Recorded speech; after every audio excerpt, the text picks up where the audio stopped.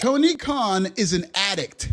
No, those are just rumors, but in reality, Tony Khan is inescapably addicted to belts. Dave Meltzer enables Tony's addiction with Meltzer Math. WWE plus NXT plus AAA have way more belts than AEW and ROH. Well, if we're gonna play that game, then let's take the 11 AEW titles, plus the 9 ROH belts, plus the 31 CMLL Championships, the 11 non-AEW Mercedes Money titles, and the IWGP World Heavyweight Title. That's a grand total of 63 belts under AEW's watch. Some say this is just Tony Khan's love of the game.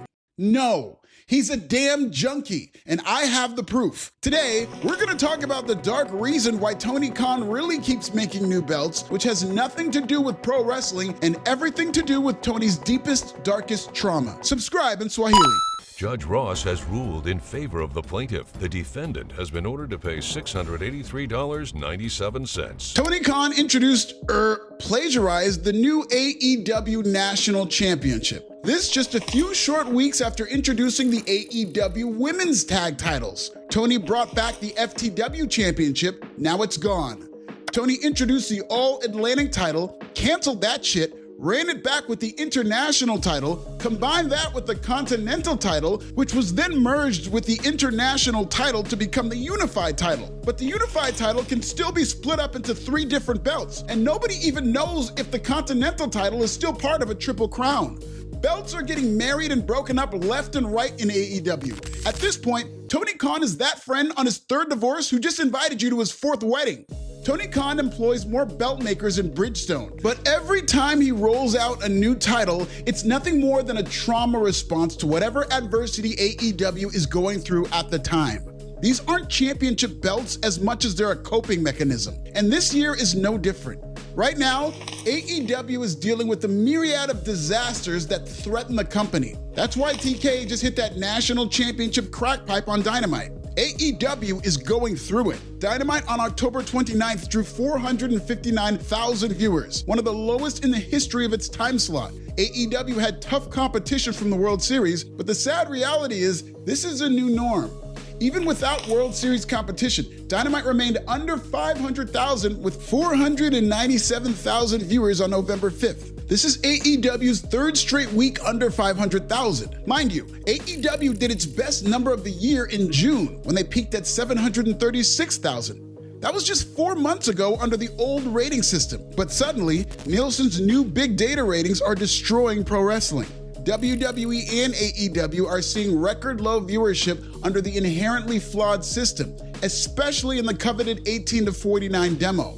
This could not happen at a worse time for AEW, which is negotiating its next TV deal.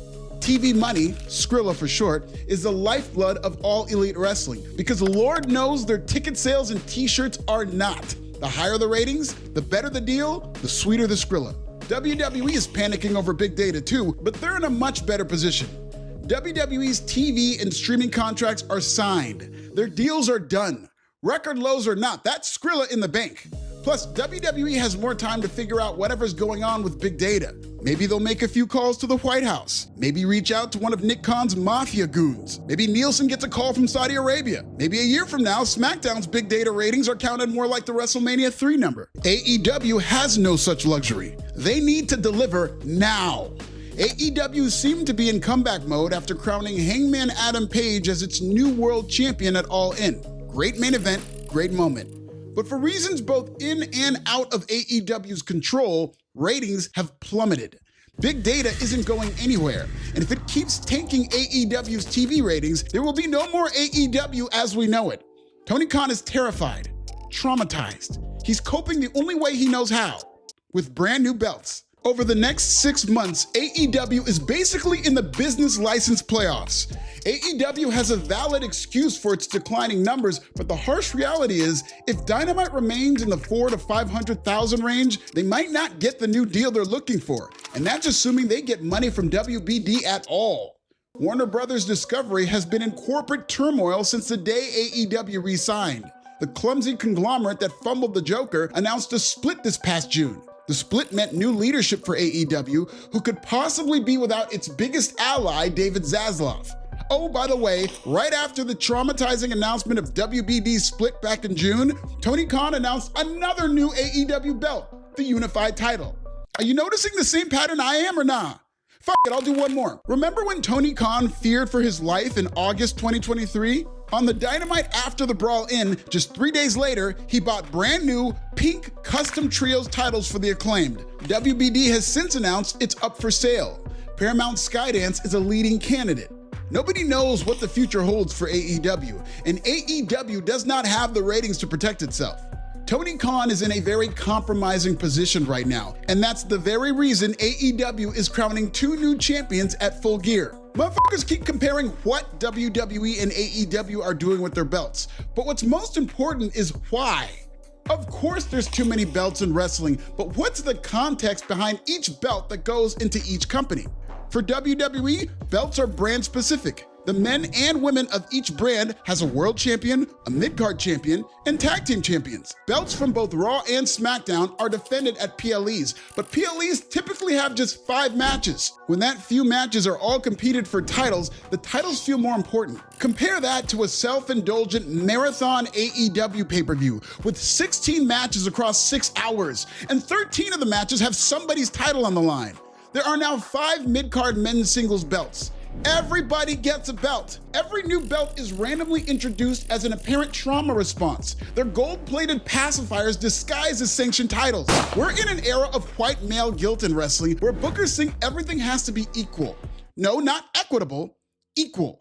There's a men's blood and guts, now there's a women's blood and guts. Not because we need one, because that's equal. There's 5 men's mid-card titles in AEW compared to only 1 women's mid-card belt.